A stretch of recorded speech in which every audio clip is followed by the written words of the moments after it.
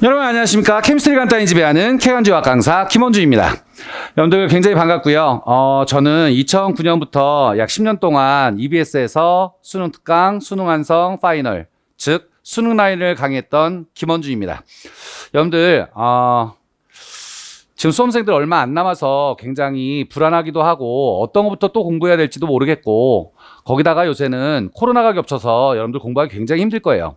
지금부터 제가 간략하게 공부하는 방법과 그리고 제가 가르치는 스타일, 그리고 여러분들이 준비해야 될 거에 대해서 간단히 설명해 보도록 하겠습니다. 자, 일단 여러분들도 알다시피 수능 특강, 수능 완성은 현재 수능에 연계되고 있죠. 일단 여러분들이 하셔야 되는 건 수능 특강 최소한 4번에서 5번 정도는 푸셔야 합니다. 근데 여기서 조심하셔야 되는 거, 문제를 4번, 5번 푸는 거 알겠어요. 그런데 학생들이 주의해야 되는 거 뭐가 있냐면요. 특히 제 학생들은 수능 특강에 있는 내용 반드시 2번 이상 꼭 읽으셔야 합니다. 특히 그 안에 있는 과학 돋보기나 탐구 자료는 수능에서 굉장히 잘 이용하는 내용들이니까 그 안에 있는 표, 그림, 도표 같은 것들은 반드시 여러 번 확인하셔야 되고요.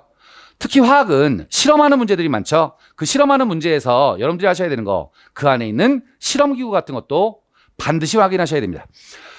일반적으로 이맘때쯤 되면 여러분들은 수능 특강을 1번, 2번 정도 푸셨을 텐데, 요건 한 달 지난 뒤에 한 번 더, 한 달 지난 뒤에 한 번 더, 수능장 들어가기 전에 한 번 더 내용 확인하시고 문제 푸셔야 됩니다. 수능 완성도 마찬가지고요. 되셨죠? 현재 우리가 지금 공부하는 건 화학인데, 일단 화학이라는 과목에 물론 모든 그 과학 과목이 공통이긴 하지만 여러분들이 하셔야 되는 게 있어요. 일반적으로 학생들이 가장 어려워하는 게 양적 관계와 중화 반응일 겁니다.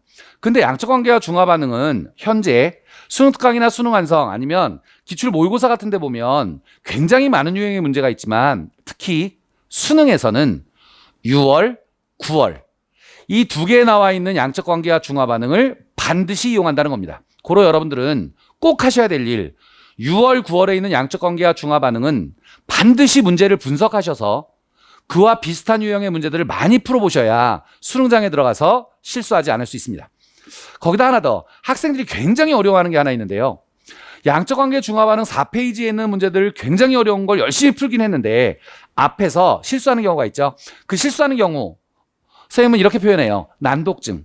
가짜가 나짜로 보이거나 어떤 글씨 하나를 잘못 읽어서 틀리는 경우, 이렇게 되면 4페이지에 어려운 걸 풀어봐야 소용이 없죠. 그러니까 여러분들은 17번 앞에 있는 모든 문제들을 확실히 다 맞힐 수 있을 때까지 많은 연습을 하셔서 그력을 키워놓으시고, 그 이후에 9월 목표이 끝나고 나면 4페이지에 있는 문제를 분석해서 수능을 준비하시면 됩니다.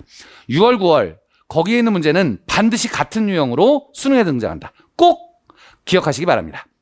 그래서 저는 어떻게 하냐 하면, 일단 EBS 교재를 중심으로 해서 제가 만든 교재들을 이용해서 EBS에 있는 문제들을 변형해서 여러분들이 공부할 수 있게 도와드리고 있고요.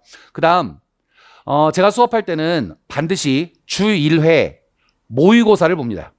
그래서 모의고사를 봐서 시간 안에 들어올 수 있는지, 시간 안에 내가 이 정도의 문제를 풀 수 있는지, 그리고 약정 공략은 이렇게 해야 되는구나 하는 것들을 여러분에게 설명하고 있습니다. 이 화학이라는 게 그리 어렵진 않고요. 여러분이 아는 것처럼 유형이 다 밝혀져 있습니다. 그러니까 여러분들이 하셔야 될 일, 각 단원마다 나오는 유형이 있으니까 그 유형을 잘 파악만 해도 고득점으로 갈 수 있고요. 만점으로 갈 수 있습니다. 이게 7월과 9월 사이에서는 보통 심화 과정의 연습을 많이 해요. 그래서 내용에 기본적인 내용을 약간 더 들어가서 만에 하나 어렵게 나오면 이렇게 가는구나 하는 것들을 설명하고요. 그리고 10월, 11월에는 파이널 문제풀이를 하게 되죠. 그래서 그 문제를 풀면서 시간 안에 들어올 수 있는지, 그 다음 문제마다 내가 놓친 단어는 없는지, 내용 중에 놓친 건 없는지, 이런 것들을 여러분들이 알기 쉽게 요점 정리하면서 파이널을 정리하죠.